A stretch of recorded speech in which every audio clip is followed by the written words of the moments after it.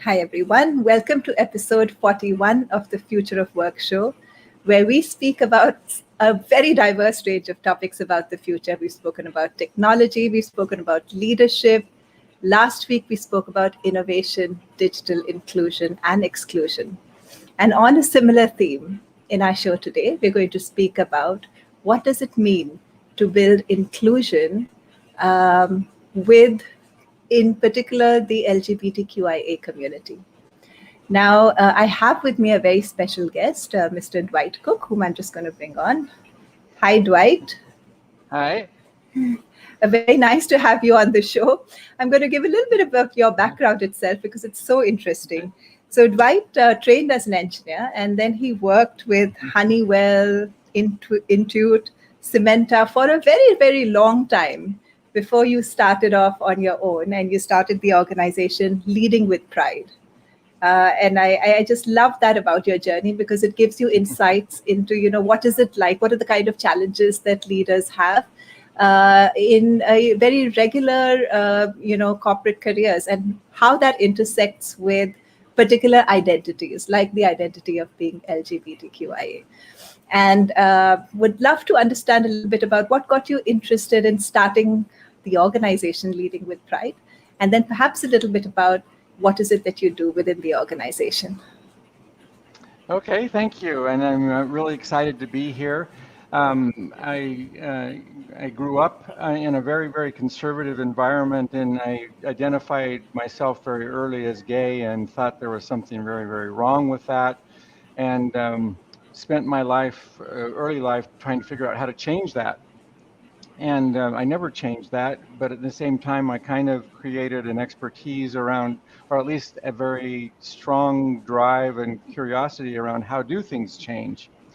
And as an engineer, it kind of evolved into my career. And for the last 12 years of my career, I had, well, my boss called me one time his hitman. I don't know if that's the right word, but for 12 years, I would have this transformation leadership role where they would send me into a team either for up to 2 years, like a minimum of 9 months, where I would help that team transform in some way that business needed it to. And in that process, I got lots of training. I could go into a team and assess kind of what they needed, and then I would go out and get any kind of training that I kind of wanted, and then come up with what that team needed.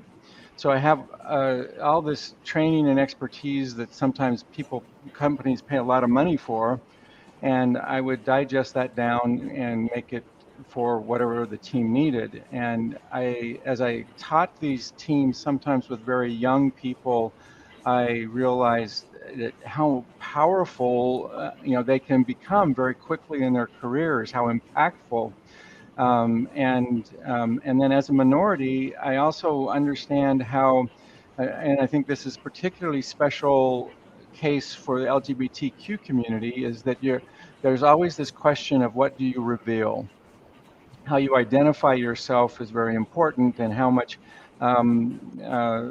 energy that takes out of people to always try and have to protect that identity.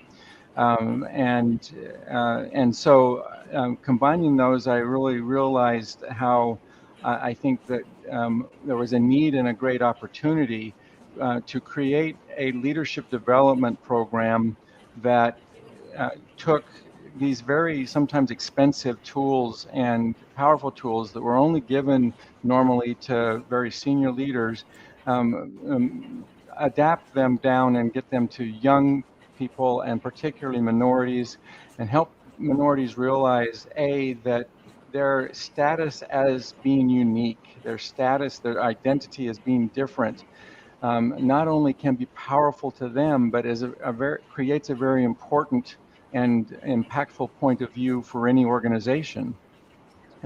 Good decisions are made when they are fully informed, and diversity brings in that fully informed aspect. And so that's what Leading with Pride does, is try and create this experience where people transform the view of themselves into one where their uniqueness becomes an asset.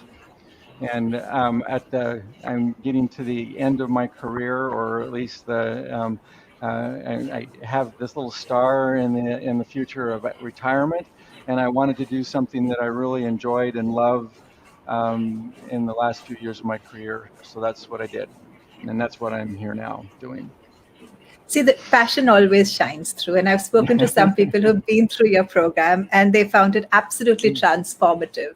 So, so happy to have you here so that we can discuss some of what it takes to create genuine transformations. I love what you spoke about, how in building this program, you've combined some of your past experiences about leading change in teams with a very particular dimension that's been personal to you. Now, can I just understand from you, what is it about this dimension of diversity? Because diversity is across several dimensions, right? We often speak about gender, sexual orientation, in this case, ability, in India, religion, caste. There's so many dimensions of diversity. And while there are always some similarities in the way, being a minority plays out, there are also particular nuances of each dimension of diversity. Uh, I would love to hear from you. What do you think is particular about the experience of being, LGBTQIA within an organization, and how can we, as organizational leaders, really understand how the nuances of it and how to work with this particular dimension? Okay, thank you. I think it's important to remember to begin with that LGBTQIA is a very, very diverse community. And anytime I make a generalization, I can also think of lots of exceptions. So, but in general, I think there is for a significant part of the population, there's always this question of how much do I reveal? Sometimes work environments in very well intended work environments can be very, very think they're being very supportive, but they can be very intrusive. Questions about, well, when are you going to get married, or judgments about why you aren't married yet, or wanting to know more about their personal life. And actually, in a diverse environment, you want people to feel comfortable talking about their personal life. But for the LGBT community, that has weight. That has consequences when you reveal who you are, and many, many consequences. And so there's this choice and the bandwidth in your brain that takes of managing that choice all the time is a key difference about this community. Now, if you look at, there are many people within the LGBT community that don't have that choice, that they come out as particularly non-conforming to what their perceived gender is, and they don't hide, they can't hide. And for that population, there's a question about, how do I respond to not being accepted? And the bandwidth that takes, and how do I fit into this environment that I perceive and often very realistically is hostile to how I'm at. And then another difference I think that is very beneficial is that for many people, if not most people in the community, they're what is sometimes called liminal, which means they're in between. And this sometimes can be very lonely. They might be a male, but they don't fit in really well with the traditional male environment. At the same time, they don't fit in with what they see as being the traditional LGBT community, and so when they're in between, and that time sometimes can feel lonely, but it also is a very, very powerful position to be in terms of making positive transformation. And as a leader of LGBTQ people, I think sometimes you can look at that as being a real asset, because they'll see things that people who feel normal, who feel like they fit in, won't see. The liminal people can see things from both sides. and that creates it may create a very powerful thing for change. I love what you said about this constant choice, what to reveal and what not to reveal, and how that choice itself probably plays out differently for different people within the community. Sorry, I have a terrible throat. Based on how open they are about their orientation and how much they can hide. And I can completely understand the amount of mind space that would take in each interaction to sort of have to worry about that. Now, one of the things which comes to my mind is that in India, we're used to talking about our personal lives all the time. And what seems or sounds intrusive in some of the other cultures, like your own, in India is just, that's just how people speak, and nobody would even realize that it's being, intrusive. So is there a particular, is there a better way to handle situations like that in India? Or are there other things that leaders need to be conscious of while creating a safe environment in particularly cultures like India, where I think so much of our daily interactions would sound pretty intrusive in any other culture. So just wondering if you have any thoughts about that. Yeah, off the top of my head, I think a key thing is to be curious and focus on learning. Don't focus on helping somebody conform. So often our help, and it comes from our own safety zone. And we want to help people in ways that we have found ourselves to fit in, that we have found our way to survive and thrive in a certain way within our experience. And we want to help other people by extending that to them. Well, I learned how to get date in this way, so here's how you can date, or and that's just one minor example. But in our workplace, we feel like people can succeed and should succeed sometimes on being how we were. And I think that you can help a lot by just changing that to being curious and embracing people where they are at, rather than trying to help them come to a certain norm that you see. Start with just in supporting people where they're at and finding out what their stories are. And by doing that, you engage someone at a very different level. You bring them in, their whole person, and people talk a lot about bringing your whole self to work. And that doesn't mean that you bring the sloppiness of your bedroom at home to work. That doesn't mean that. It means getting engagement at your heart level. Being able to be who you are, so you aren't worried about censoring who you are, and you're focused entirely upon the creativity and the effort to solve the joint corporate team goals. By engaging someone where they're at in their lives, you can bring them into that circle. And what I think diversity and inclusion does is it celebrates the differences, it celebrates the uniqueness, and that brings the individual in, and then you unify the team on the common goals.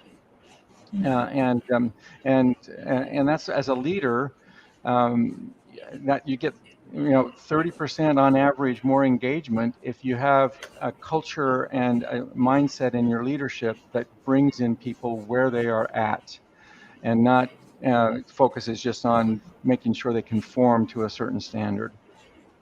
That's brilliant advice, Dwight. I think I'm just going to repeat it so that, it sits in my own head and that of anyone who's listening in. The idea that, very often we might give advice or might get into that sort of orientation, that how do we help you fit in better towards a certain norm? And instead, what you're suggesting is it's important to replace that with a curiosity and a sort of openness to allowing people with difference to express that difference in their own way. So the curiosity part and meeting people where they're at, instead of jumping in with advice to help them meet a certain norm. Those are some very, very key tips that I'm taking away from this. Yes. Yeah, go ahead. Go ahead. I was just going to add, we teach in Leading with Pride a concept called Appreciative Inquiry that some people are familiar with. And one of the most powerful things you have to engage people is to find a success in their background that they've told you about in their life story and build on that.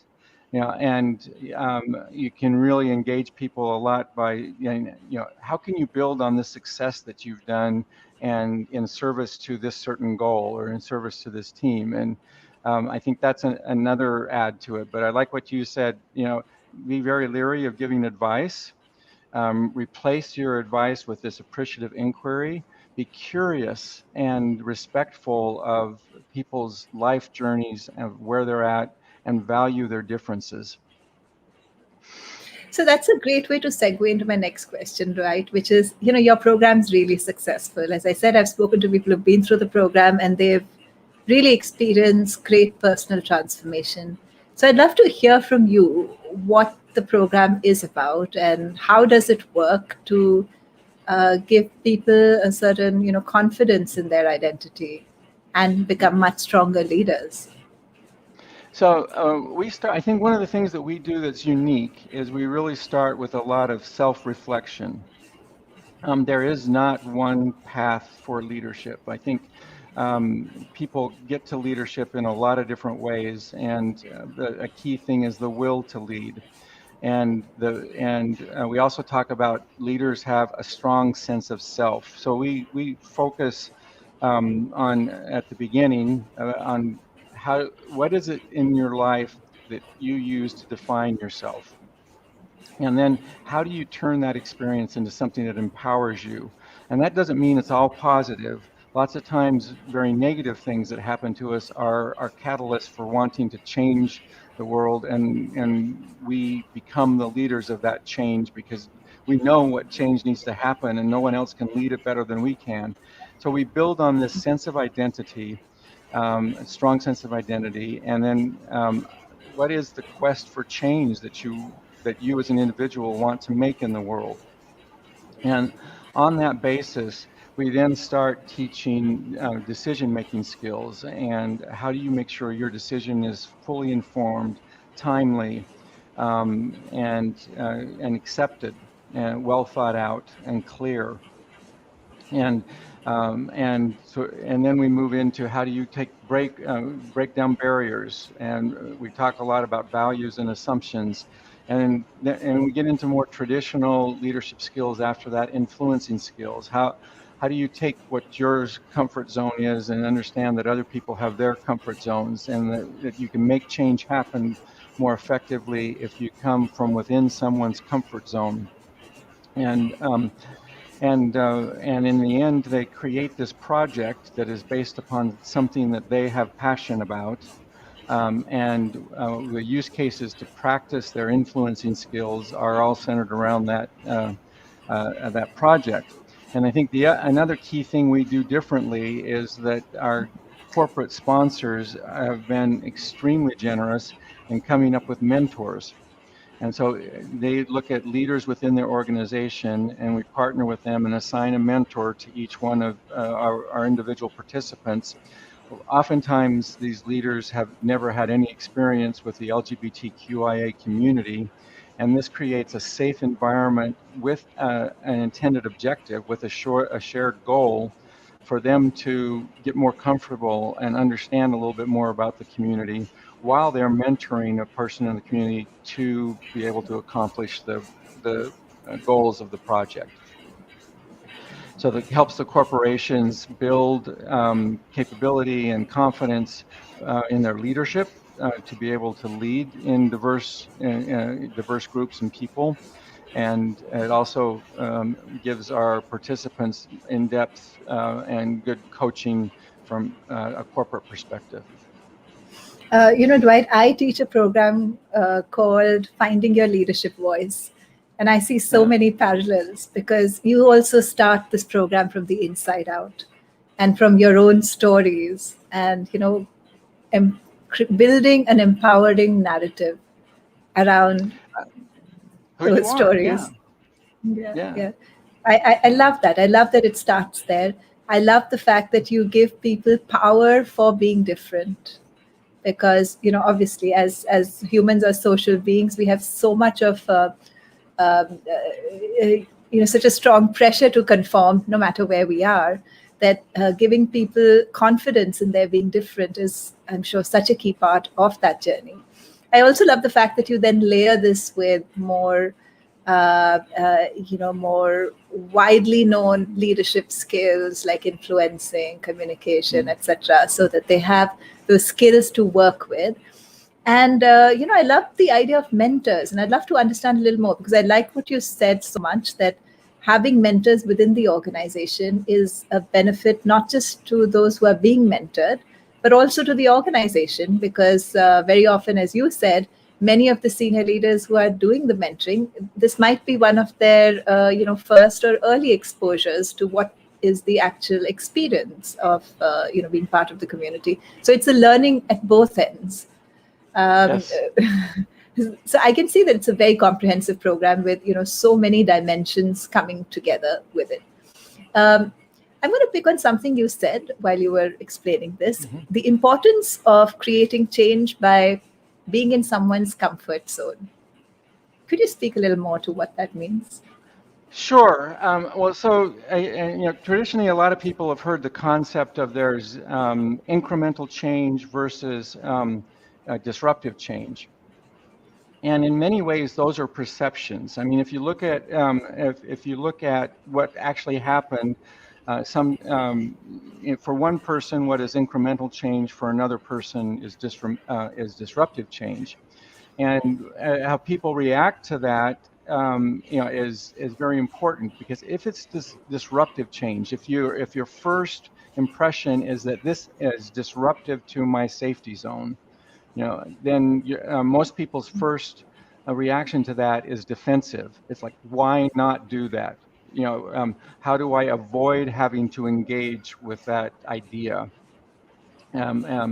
Whereas if you come from someone's safety zone, come from within, it's incremental change, and we all expect some normal level of change. We've come to this idea that change is inevitable, and though we like stability, stability allows us to relax a little bit. We accept a certain level of change, and if we come to our change management, if we come from within that safety zone, the people's reaction is not just tolerance for it, but and if it anchors to who they are, it can be they can embrace it, and they can advocate for that change, not just accept it. So perceiving someone's safety zone becomes a very, very powerful tool in bringing about positive change. How does it work in this particular context, though, right? Do you think you could give an example of what it means to, work with somebody from their comfort zone in this particular case in particular? So in the case of the like working with someone who's LGBT, okay, well, so I think that hear their life stories. So understand their life stories, and if you don't, if they aren't comfortable in expressing them to you, at least try to respect that they're there, and that their decision not to get married, they're coming to the understanding that they identify as being LGBTQIA is a very important decision for them that was not easy, that was not trivial, and respect that identity. Anybody's identity like that is not something that is trivial or has come too easily. So if you respect that and come from that zone where they know that you respect them for who they are, that's already a key thing in as an individual, you're connecting them within their safety zone. They will look at you as being someone who supports them as they are. Maybe you still have expectations for them to grow, but you recognize and support them where they are, versus if you're someone that they perceive as being judgmental or hostile to how they identify themselves, or even ignorant about how they identify themselves, then their first sense is that you as a person are outside of their safety zone, that they have to be careful about how they react to what you say. And then when you talk about specific changes, again, you can try and connect that change to some success or some event in their life that has relevance to that and they can build on. Got it. And I see that the key difference is one of tonality, whether there's judgment at one end versus sort of an appreciation at the other, appreciation for difference. And that's the key to, how do we build a more inclusive environment at work?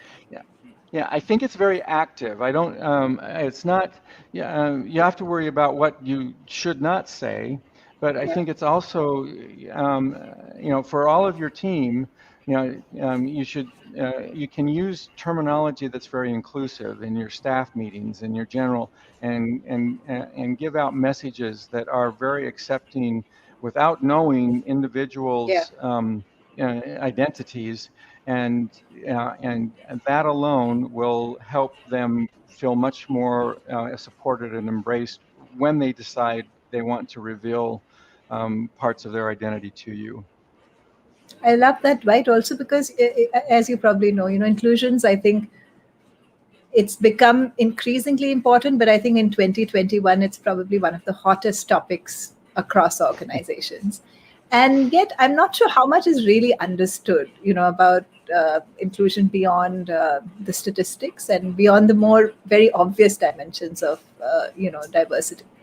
And even though inclusion as a concept and an idea, inclusion, creating belongingness, equity, have all become sort of very central as themes, but some of what you're saying actually requires shifts that are far deeper within the leaders themselves, or all of us who are, in any kind of position to lead. And it is the shift internal is one of just being conscious of the kind of acceptance that you are, giving, the kind of safety that you're giving for people to choose to reveal whatever part of themselves they are comfortable revealing or not.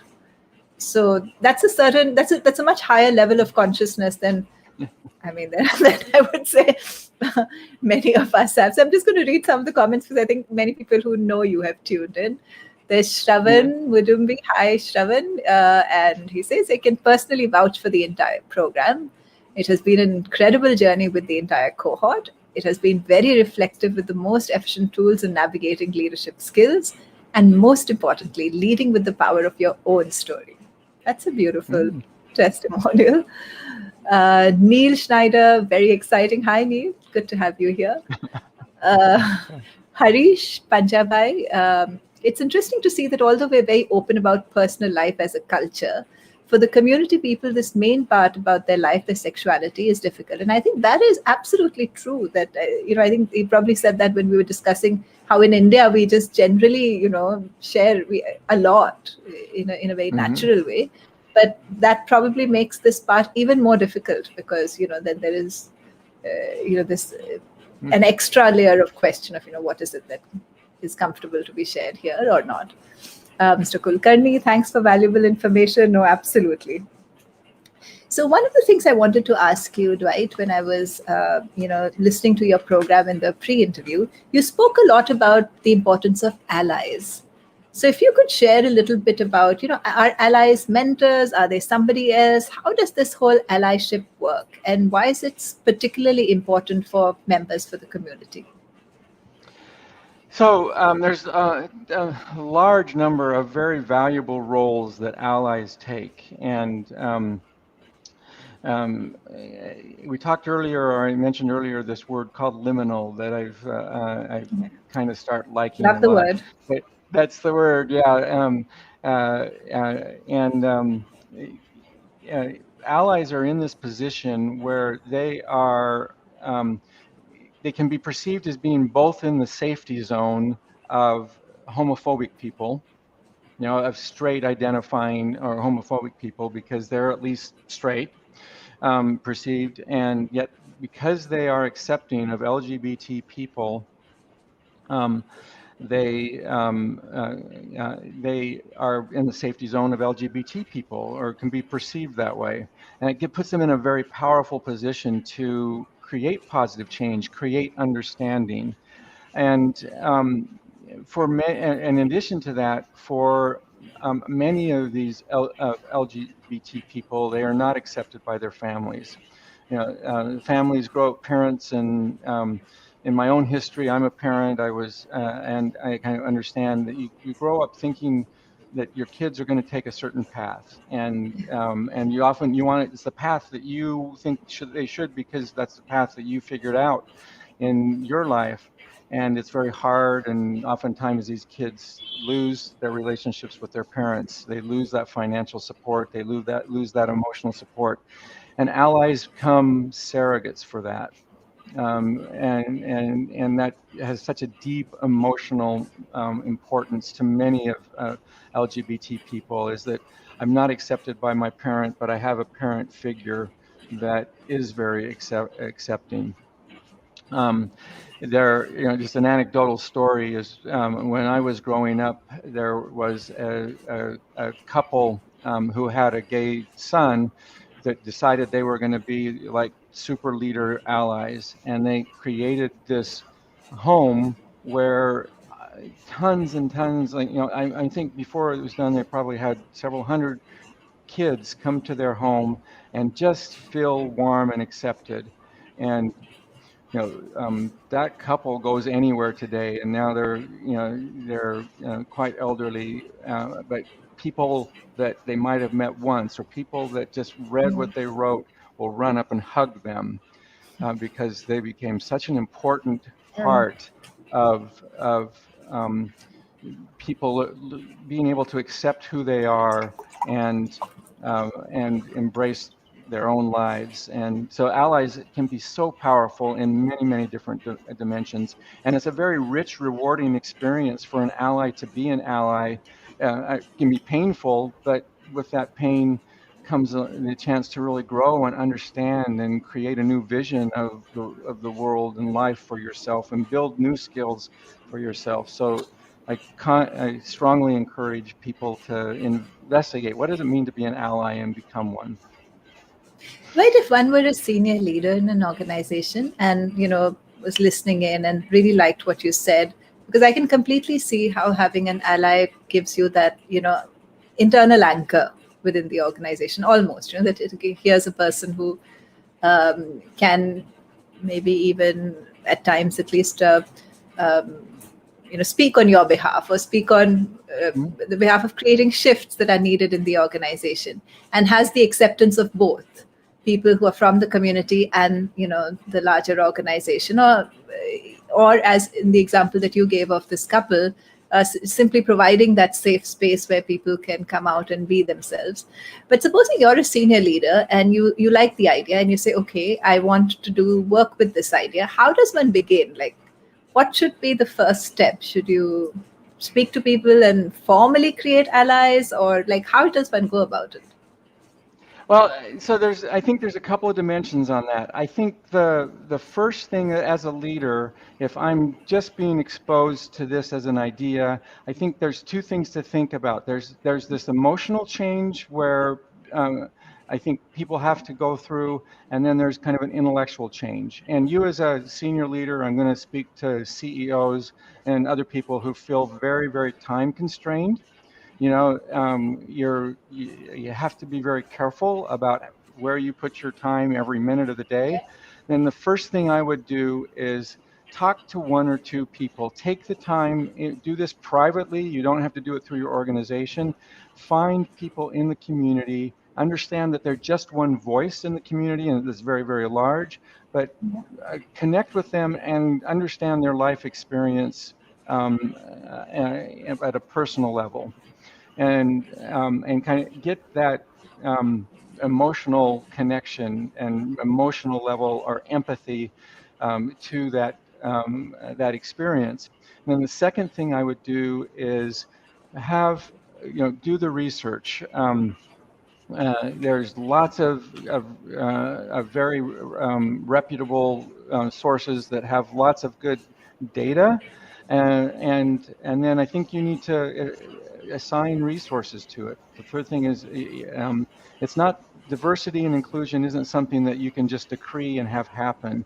It has to be thought out. It has to be designed. You have to look at your culture. You have to look at how your processes reinforce what you and your terminology and how you reward Yeah. people. All of those things become very important, and if done right, can have a huge ROI.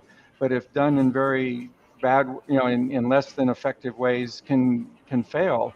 And also understand it's a journey. You never get there, and you will have failures. Your goal is to make those failures fast and not impactful, so you can learn as an organization. And yeah, so that's what I would say. Right. I like the fact that you started off with, first speak to one or two members of the community personally, understand their own life experience so that you're building a human to human connection right at the start. And then, of course, you've layered that with the research and how use that to get a more perhaps rigorous understanding. And then, resourcing the initiative. But let me just come back to the question of how do you create allies as a leader? So with doing all of this, of course, you'll become an ally very naturally because you've created, that space. You've made it obvious that you are, that you want to build a more inclusive environment. But how do you then go out and should you be going out and encouraging other people to become allies? Should they naturally emerge? Like, what have you seen as a better process? So, I think what you've asked is how does a leader in an organization try and create allies? Maybe try and Yes. figure out who in the organization would really be the best ones to start Yeah. a champion and leading diversity and inclusion, and maybe specifically for the LGBTQIA community. Well, some ideas, and I'm sure there's people out there that have studied this part a lot more than I have. There's some very good consulting organizations in India that do a lot of this.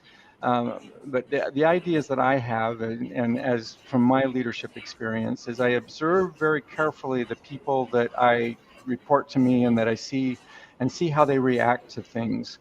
I might say I want to bring in a movie or a speaker, and while using that to sensitize an organization, I also would be very observant of the reactions to that, and then have conversations with those that I perceive may have had positive reactions or embrace it, and um, and then cultivate those conversations into seeing which of these people you think have a natural curiosity, or are very curious people that and empathetic, and then pick those people and create partnerships that would expand from there. There are groups. There's in India. There's 2 or 3 groups now of parents that support LGBT people. You don't have to be a parent. You can be an ally to go to that. There's all sorts of groups, and a growing number of groups that people can go to kind of get exposure here. And you start there. Lovely. I like the example of, just sort of being mindful for watching people around you and seeing who are those people who have the kind of empathetic connection with some of these ideas and who could perhaps then, like handpicking is what you're suggesting, people who Mm-hmm. would probably make good allies. So that's a really interesting way of setting up allies across the organization. Do you also recommend making announcements, or do you feel it works better when it's happens more naturally without an initiative or an announcement? What do you think works better? Well, I think it depends on the announcement. I think that you need to act in a bold way is the word I would say. And what bold means is it's courageous and thoughtful. Um, and so I would do maybe make an announcement in my staff meetings saying, I feel very strongly that we need to really double our efforts or increase our efforts significantly around diversity and inclusion. Is there anybody in the group that would like to volunteer to be part of that? And you could do certainly do things like that. I think you want to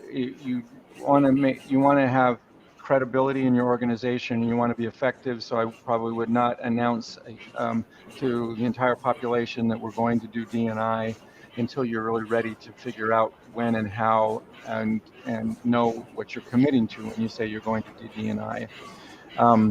And so yeah, announcement can be very, very powerful. You just need to do it in thoughtful ways. Right, right. So I have a question from Shankar Sahai. Hi, Shankar. Nice to see you here. Would love to hear thoughts on if emphasizing cultural fit while hiring undermines diversity and inclusion efforts in an organization. Wondering what your thoughts are. I think that's a very good question. So there is this, many organizations have this idea called we need to interview for cultural fit. And I think that can be very flawed. I think that it is one of the things that supports the status quo. When we talked about how you put in a leadership development program, many leadership development programs are designed to create the leaders that we already have. We look at Yeah. how our leaders that we already have behave, and frankly, that puts us behind the 8 ball when we talk about the changes that are going on. Um, since the read down of 377, you see huge changes in diversity in general, and particularly in the LGBTQIA space in India. And if you're still developing the same leaderships that you've had before, you're not going to be responsive to these social changes that are happening now faster than they ever have. And so we need new leadership, and we need to not try and get cultural fit. But I think a better term that I've heard people in talent acquisition use is cultural add. Is this someone that's going to come in and add something we need that we don't have today? And when you think about that, it's not just preconceiving what you need, but listening to these candidates and listening to say, what do they have unique about them Yeah. that would really resonate in our organization? And that's acting boldly. That's acting, that's not just supporting the status quo, but actually looking to the future in a thoughtful way, and looking for what is the leader that is going to be able to manage the changes that are coming tomorrow, rather than echoing what we have today. Yeah, I love the idea of cultural art. By the way, I think it works across every dimension of diversity, and Absolutely. including what fundamentally diversity is about, which is diversity of ideas and expressions. So it works across the spectrum, and I love that idea for that. What's the cultural add? What is this person bringing in that's his or her uniquely, and so therefore, how can they contribute in their own unique way to the organization? Yeah. So I have a couple of Could I? questions from. Yeah, please go ahead. Okay. I just wanted to give a quick anecdotal story, if I could, Yeah. where I think that this happened in a talent acquisition organization. I'm very familiar with a man who is deaf, and he wanted very badly to work in an organization. And long story short, he got someone who could hear to fill out, not to fill out the application, but to speak on a phone interview in his place. He went through 2 phone interviews where essentially this friend impersonated himself as the deaf person. When it came time to do an in-person interview, the deaf person and his friend came along, and they both went and they said, this is what's happened, this is what we've done, but take a look at this individual. And a lot of organizations would have said, out the door, that's deception or whatever it is, that's out. The organizations was out the door. This interviewer sat down and said, okay, I'm going to throw away that paradigm and Yeah. listen and take a look at what this person has. This individual who is deaf is the fastest, most rapid customer service agent that you could imagine for an organization. And since they ended up hiring this individual, and he's been promoted, I think, twice at this point. And they have an extremely valuable individual that's really accretive to their organization, because they accepted something that was out of the norm. It's a lovely story, Dwight. It's a lovely story. Yeah. Thanks for sharing. And actually, on our show, we speak about the ideas that are going to be helpful for the future of work. And diversity, inclusion, how it builds innovation is absolutely central to this, because as organizations change fast, or need to change faster and faster over the next few decades, and increasingly so, diversity of talents, ideas, thoughts, expressions, they're all so central to this problem that organizations have. So I have a question from Harish. It's a good one. A question to both of you, one of my favorite questions. How do you start a queer ERG within the D&I spectrum when this expansion is not on the leadership's agenda and they are rather lukewarm about it? Another thing that I strongly feel about is nurturing. Okay, this is a separate point, so maybe the first one. Okay. So employee resource groups can be very powerful. But again, I think it's something that has to be designed and thought out well. And so I would encourage leaders that are listening to really look at the options for ERGs first off. If I'm an individual in an organization and I would like to have an ERG, and the first step is to talk to your leadership, and it might take some time. It might and talk to them. I think it's important to understand that where employee resource groups fail or are perceived to fail is when they are allowed to become a kind of give me, you'll hear the term, oh, they're another give me group. We want this, we want this, we want this. And that's not they're much more powerful than that. Employee resource groups that really are cultivated and nurtured and brought can do things, tremendous leadership development venues, tremendous community engagement venues. They can be very strong, positive influences in marketing strategy.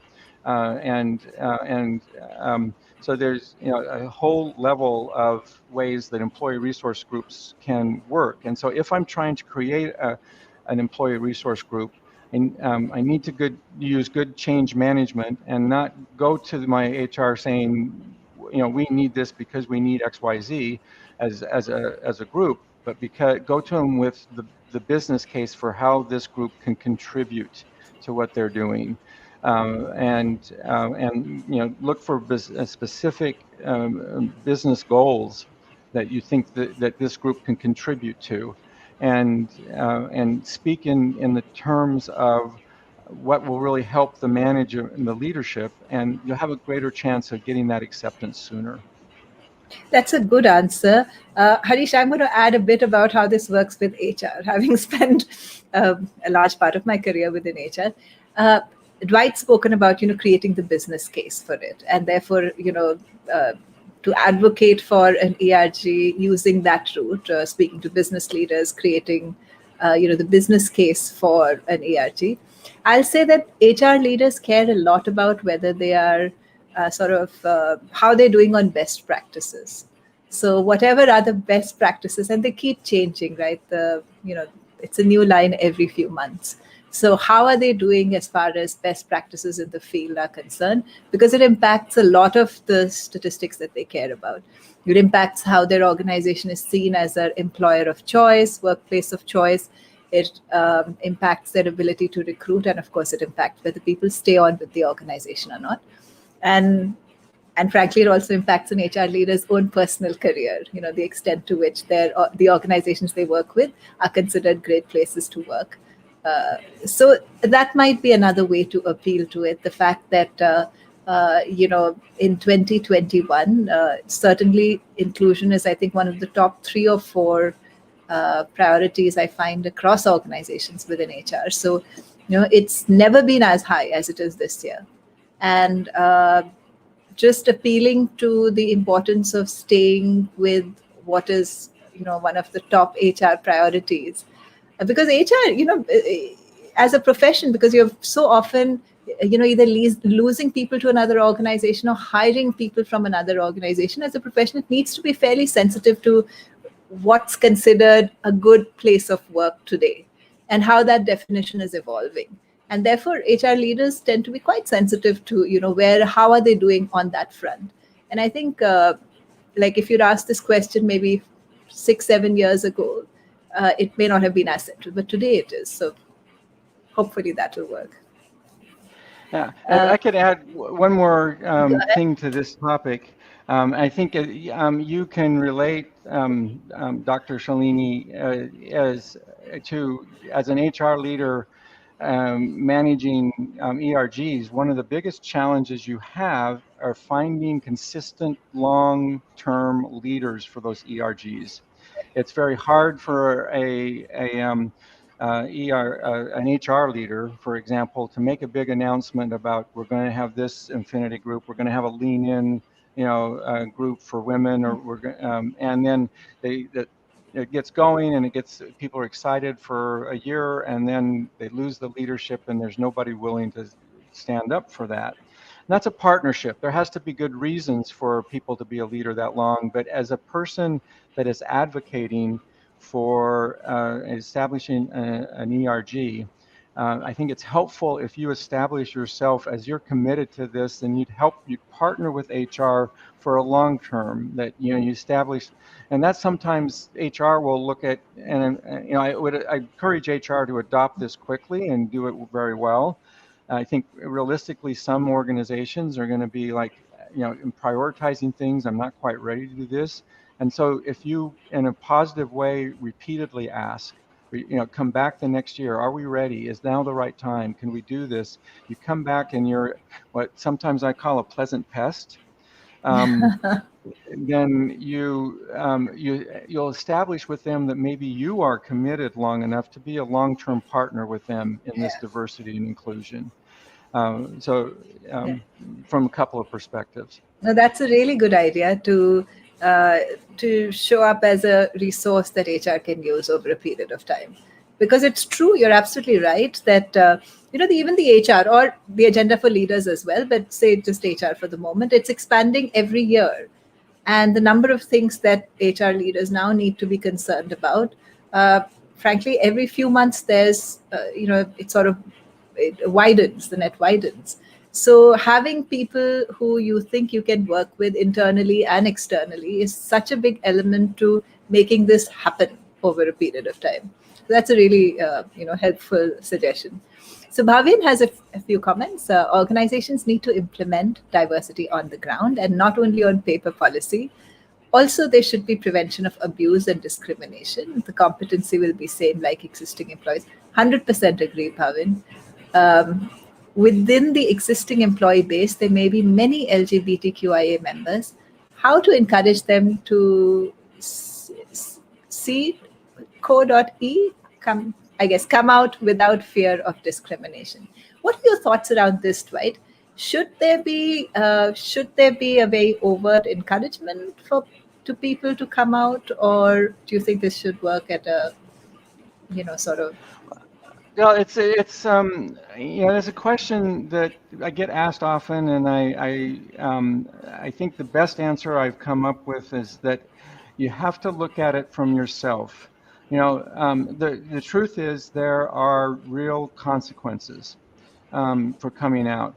I think that oftentimes we overemphasize the negative consequences when we do our own personal analysis. I think our fear can sometimes paint the world worse than it is, and we think everybody's a homophobe when really only 30% of the people are homophobes, and so taking that into consideration and acting bold, which means taking some risk. I think there's a lot more people that could come out and have really good positive impact in many, many ways, both to themselves and to others by coming out. However, at the same time, 377 was overturned, and one of the things that happened is there was tons of young kids that suddenly felt like, I'm free, I can come out to my parents, and they suddenly, a large number of people, of young kids that didn't have a place to stay, that parents weren't ready for that, and so I think that you need to do it in a thoughtful way, and do it, and lots of times there's financial considerations, and you need to make sure that you can kind of cover the financial situations. There's you as a person. Can you hold this in anymore? Where are you at? And there's some people that are just it's going to cost them too much personally inside and they need to come out sooner, and they need to find an environment where they can come out, where other people can be more strategic about coming out. So you have that decision yourself, but understand you probably are overestimating the risks, and underestimating the benefits. Right, you've spoken, through this, and it's so insightful about the hidden benefits as well of coming out, and this is at a personal level. The other thought is, do you think organizations should play an active role in encouraging people, which is, I think, what Bhavin is asking. How should organizations encourage people to come out without fear of discrimination? Should organizations be encouraging that at all? Let me start by asking that. Yes. So I think absolutely. I think I think when an organization stands up and says, we want to accept people where they're at, we want an organization that is going to do that, the first thing that does is that sets the frontline managers saying, I've got to figure out how to comply with that. And the organization can provide training and sensitization to frontline managers about here's what to do if someone comes out to you, I think I like sensitization training. I think it's more effective when you go a step level deeper and talk about, here's use cases, what to do when someone comes out to you. How do you, and actively try and get managers that kind of experience. So the bottom line is, absolutely, I think it's more than just standing up and making an announcement that we want to be inclusive. It's doing that training. It's making sure your rewards process is in place to do that. So it's a broader question that's systematic and culture, but absolutely. Organizations will benefit on the bottom line if they do this. Yeah, absolutely. That's a really nice answer. One last question, Dwight. You work in several parts of the world. Do you see there being nuances of what it means to be a member of the community in India that are different from how it's experienced anywhere else? Absolutely, and I certainly I would call myself an amateur cultural scientist. I am far from an expert, or a pseudoscientist here. India is people, or social scientists will characterize India as a interdependent society. Meaning that there's much more of an emotional connection to each other. Many of the Western countries are much more independent, where the value is you have to be independent, stand on your own. Here, there's much more value about how you help each other. So in that sense, if you can, in that sense, there's different pressures and different benefits when you come out. It's like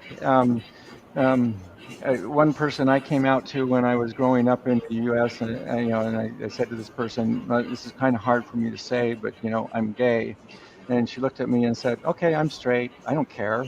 It's like it was nothing, and I wanted some warm hug. It was a big event for me, and so I think that in an interdependent society, there's more of an expectation that you kind of connect with each other, and And that can be an advantage. It can also be a big disadvantage. I think there's other differences. We might have talked about the idea of being transgender has a historic context here, where there's some historical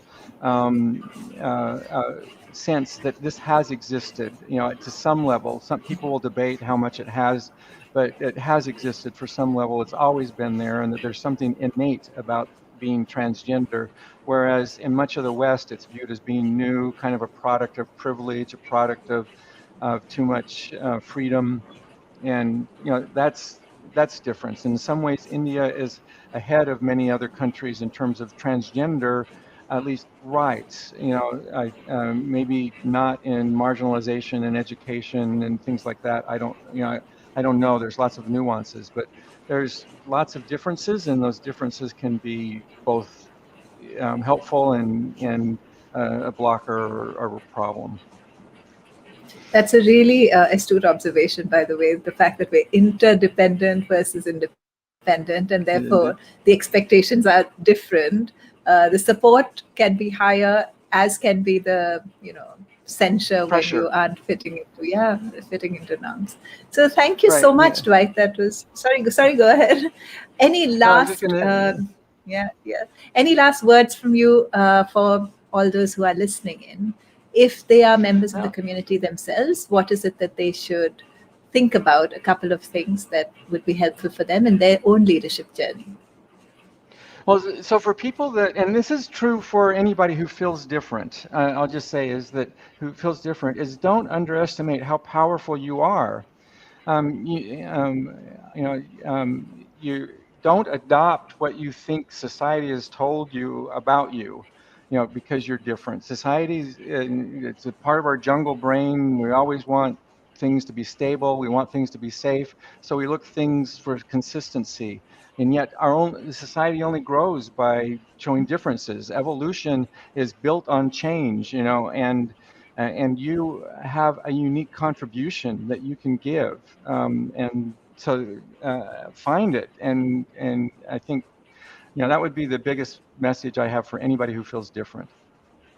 Wow, I love that. I mean, I think all of us have felt different in some ways. I know that I have definitely, I think when you're different across any dimension, there's this challenge between, okay, so how much should I embrace this difference and make it a big part of who I am, and how much should I just sort of, okay, let me try and conform more and more. So you're actually touched upon a very fundamental dilemma, I think, of being human itself, that what is it that makes me me? What's my difference? What is that difference that I have? And if I feel I'm the only one around me, then what do I do with that difference? How do I embrace it? Do I sort of hide it? Do I paper over it, perhaps? So thank you so much, Dwight. It was such a pleasure to have you here.